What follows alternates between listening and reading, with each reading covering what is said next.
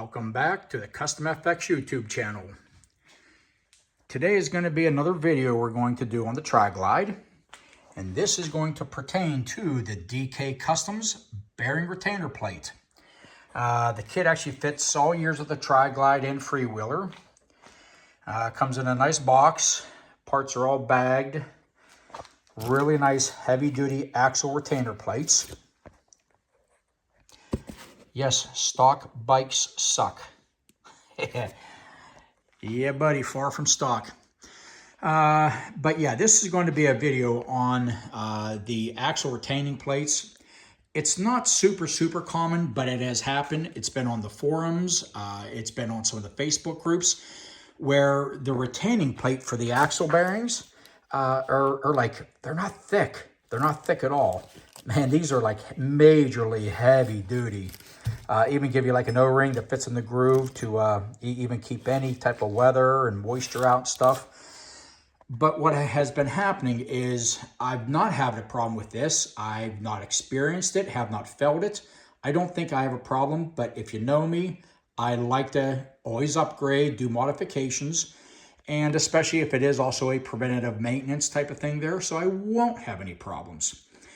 But what happens is the stock retainer plate that holds the bearing in place from the axle shaft that goes into the rear end itself, what's happening is sometimes they're bending, they're like distorting, and the bearing is kind of walking out a little bit, and some guys are feeling like a little bit of a sway or something like that. And I definitely don't want to experience that, don't want to feel that, and God forbid I don't want to have a major failure and have thousands of dollars in a repair due to Harley's insufficient thin bearing plate compared to an aftermarket heavy-duty one that DK makes. So that's what this video is going to be about. I've not had a problem. I don't expect to see any problems. Some guys can see witness marks or distortion in the bearing plate. We'll see. I don't expect it. But basically what this is going to do, the instructions tell you as well.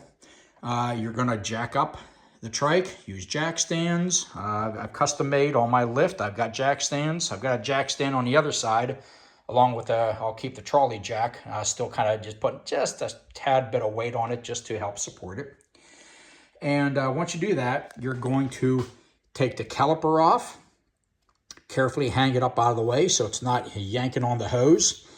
Take the rotor off, and then you're going to have access to the bolts that holds the retainer plate on. You're going to remove it and basically pull your axles. Now, what is required? Many people don't have this unless you have a shop or a good friend that has a shop. The bearings are pressed onto the axle shafts. So you are going to have to take it to a place that is familiar with doing this type of work. Sometimes even like a local four-wheel drive shop that does maybe rear end work or something. That's what I'm going to go to. Actually, years ago, I used to work for the off-road shop, and they're about 20 minutes away from me.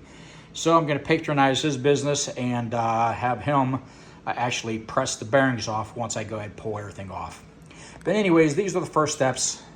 Simply take the tires off safely, follow your owner's manual or service manual if you have one safely. Jack it up, jack stand, safety first.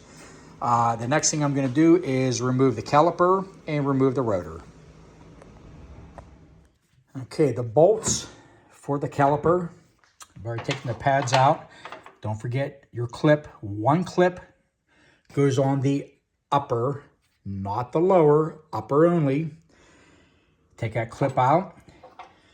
These bolts, by the way, at least for my 14 Tri-Glide, is a 10 millimeter 12 point. That's for the caliper bolts. Once you take the caliper off, you need to get the caliper bracket off. I've got the bottom one out already. Although that looks American, 14 mil seemed to fit that just perfectly. So once you take the caliper off, take the caliper bracket off, and then you can remove the rotor. Okay, now that you've got the actual caliper bracket off, take your rotor off. You can now see that you can gain access to the axle bolts. Two at the top and 2 at the bottom. But you can gain access to those bolts here and here. There's a total of 4 of them. And there's the other 2. Now, what I will tell you is, just by looking real quick, I don't see any warpage or distortion in this plate, which is good because I didn't feel anything. I'm just doing this as preventative. But just look how, well, I mean, it's thick, but still how thick it is, or thin compared to the DK Custom. It's like twice as thick. So this way I know I'm not going to have any issues. So at this point, what you're going to do, you're going to loosen those 4 bolts and pull the axle. Okay, once you get the all the bolts out, the 4 bolts. By the way, those nuts are 9/16, and there's the axle bolts. It's like a T-bolt. That's what I was saying. How it kind of turns and it'll kind of lock on the back of the axle tube. You should be ready to go ahead and pull your axle. There we go. Okay, here it is being pulled at the first time. There is grease inside of there. That's another thing people don't realize, but there is indeed grease. It's a non-serviceable grease. But here is the retaining plate. Now what I'm going to do is I'm going to go ahead and order new bearings. You can get them from Harley. Or if you want, you can order the aftermarket ones that are more expensive, like Timken and SKF. I believe that part number is a 208FF.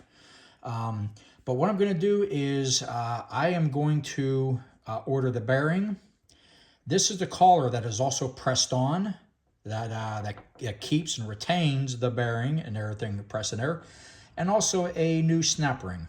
I'm going to go ahead and order all 3. I think this is only like $1.30 or something else like that. Some guys will actually cut and split this. Some guys you can press this off. But I used to work on 4-wheel drives before, and normally what we do is we actually just get a chisel. We put this thing in a vise, get a chisel, cut it, and then this way we can press it off. But yeah, at this point, I don't see any problems, no issues. The bearing fills fine. The retaining plate does not look warped, okay? But that's the problem with it. There's a lot of times you're going around a bend, and what's happening is this bearing is pressing on this plate, and this plate starts actually warping and distorting. And there's witness marks that people can actually see and tell, even inside of the tube. And I don't see anything on mine, at least not on this side. But yeah, if you can look in there, there's, see if I can pull back. And there's a cavity, and then there's grease that goes inside that differential. Completely non-serviceable. I have not really looked in the owner's manual or anything, but there's basically, it's like an open differential that's in there. And that's basically it. But what's nice about these DK Customs, God, look how thick that is. That's nice. The new one is going to go on, and this O-ring that sits inside the groove is also going to keep dirt, grime, anything else like that from entry as well. So a very good upgrade if you are having problems or issues, or if you want to do what I did, just change it just because you don't want to have any problems. So at this point, the same exact steps you need to follow on the opposite side. I'm going to cut away this video here at this point, and when I have time, right now it's just about, I don't know, 3 days before Christmas, but I'm going to make sure my parts, I think they could have come in already at the dealer, and I will go ahead and drop these off to my shop. They may have it for about a week or so while I do other things to this. And I'm going to have the new bearings pressed on, get all this stuff off. New collar, new snap ring, new bearing. If you want to, you could probably just go with a new bearing if you can salvage this. And you probably don't need a new snap ring, but only for a couple bucks. It's no big deal.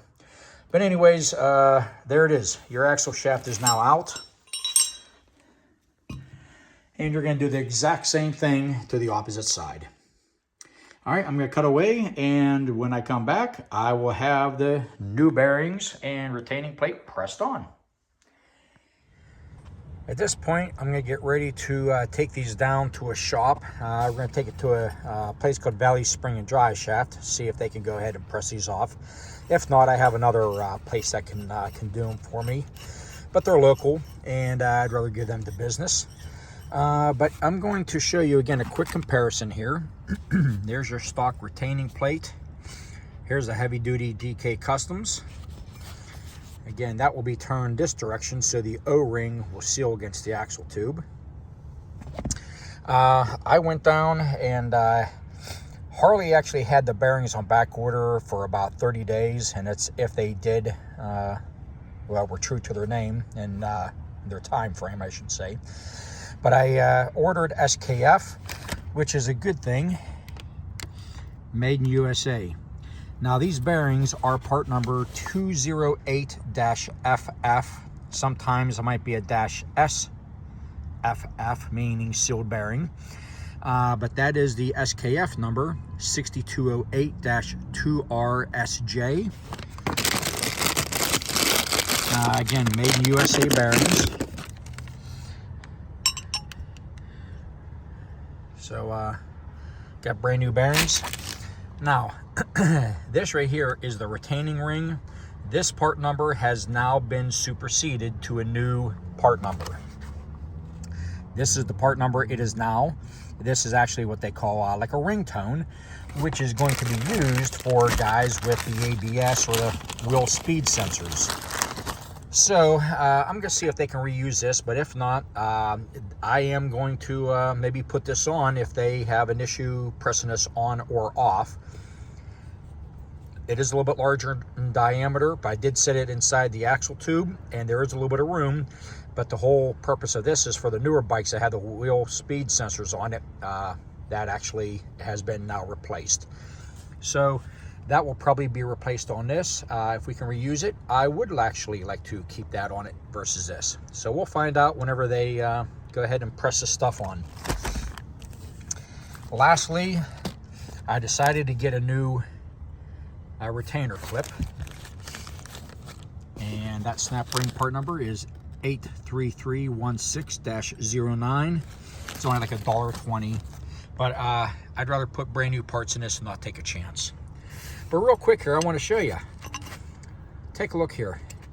You can see the bearing witness marks already on that retainer plate all the way around. So even though this was not warped, you can see that this right here has been putting some extra pressure on this plate, where these plates will never have an issue. And there's my other one. This one is actually the same way. Not as bad, but yeah, you can see, sorry, going upside down here. There's a couple marks here. Not bad on that side, but you can actually see the marks there. So good idea to change these out to these heavy duty ones.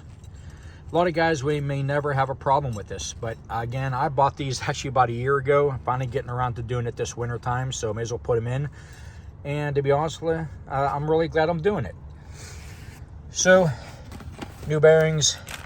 We'll see if we'll put in the new ones. I'd really prefer those ones, but it don't matter. This is what's on the newer ones. So I'll put these in there too if that's what they want to do. And 2 new snap rings. All right, next part of the video, hopefully we will be showing you with all parts installed. Just got the axles back. Got the DK Customs, nice heavy duty bearing retaining plates on.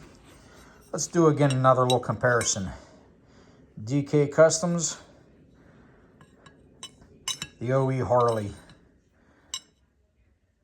It's like 3 times as thick. Great job, DK. That's awesome. Also, you can see, and again, I'm not sure if this is really, I think even these, you're gonna actually have witness marks because the bearings get pressed down to the shoulder. You get your new ring, and of course your snap ring goes back into place here. This can only go down so far. This gets pressed down into a shoulder. And then of course, once you bolt this into place, that bearing is gonna be going against the retaining plate. Now, this retaining plate is the only thing holding these axles inside the axle tube.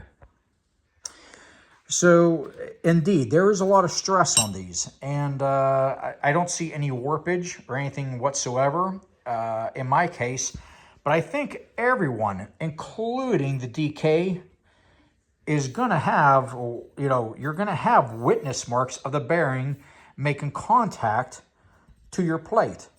Again, any stress, in and out, of the axle, this is the plate is what is holding everything onto there. There's no other C-clips, like some of the older Chevy trucks and Fords had C-clips in the axles.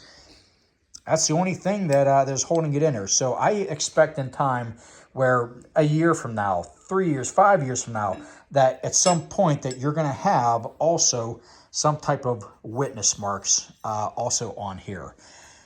But the main thing is these things really aren't that thick when you come down and you think about it. The other thing or two is back in the day, I did have them. They could have probably reused these. The new number is now considered a tone ring, again, for vehicles who do have the speed sensor on it. But what ends up happening here is if you can retain this, back in the day, I used to put these in a vise when we worked on four-wheel drive trucks, and I would just get a chisel, and I would just chisel these off. And I did not know if the shop was going to do that, so I did pay the extra money to have a new retaining ring, so to speak. But you can't get these anymore. The new number superseded to this. Again, the newer vehicles actually use this, newer trikes I should say, use this, and it will fit inside the axle tube without issue. It is slightly larger in diameter, but if you can get away from using this, I think they could have actually pressed this off, which they did, without splitting it and damaging it. So that's your call. I decided to just put all new in here because I really don't think I'm ever going to be replacing these ever again. Especially now we got some brand new SKF bearings in there. So we should be good for a while. All right, so getting back to the install at this point, the hard part's done. Most of us don't have a press. I have a small press, but not good enough to kind of pull bearings off in that. But yeah, whenever you go ahead and put your bearing plates on, you make sure that the groove is facing up towards the splines as per the instructions. Go ahead, you're gonna put your O-ring down in place. And then the instructions tell you, you maybe want to put like a little dab of grease for the O-ring to help hold and sit in the groove in place. And then you're going to be ready to put the axle, slide the axle back in, and put the bolts back in. What do you think, pup? What do you think? Yeah, you're a good girl, aren't you? Your daddy's a good girl? You're in the video now. You're in daddy's video. But anyways, yeah, now at this point, I'm going to go ahead and, put the O-rings on. And, of course, this might be a little bit of a challenge. Make sure the grease is going to hold the O-ring into place. But then you're going to go ahead and put your rings back on. And the instructions also tell you now you got a thicker plate and you now have the O-ring. It might be a little bit tight getting this in because all the pressure is pushing away from it to get the bolt started. But yeah, we'll go into that part of the video here next, and we'll see how it works in my case. So at this point, you just simply go ahead and slide your axle in. I did indeed put a little bit of grease around the perimeter where the O-ring fit on the inside of that bearing plate. Worked out great, no problems whatsoever. But definitely use your best friend 243 Loctite to install on the axle studs themselves. Go ahead and put your nuts on, and then you're going to tighten in a star pattern back and forth and back and forth, and then a final torque spec of 40 to 45 foot-pounds. So I'm going to end the video at this point here, just kind of showing you just really how nice, let me get the flashlight, how nice and thick that plate really is compared to stock. Really nice. Really, really nice. Okay, so reassemble, tighten, torque, reinstall your caliper onto your bracket, reinstall your brakes, your brake pads, change them if you need to, and tighten everything back in the reverse order that you took them off. Tighten to spec per the service manual. Do any cleaning or maintenance that you may choose to at that point. And that's going to conclude this video. Very, very nice. The bearing retainer plate kit from DK Customs. Highly recommend this. Even if you're not having a problem with these, I can almost guarantee you will not have a problem. All right, guys. Come on, spring. Ride safe.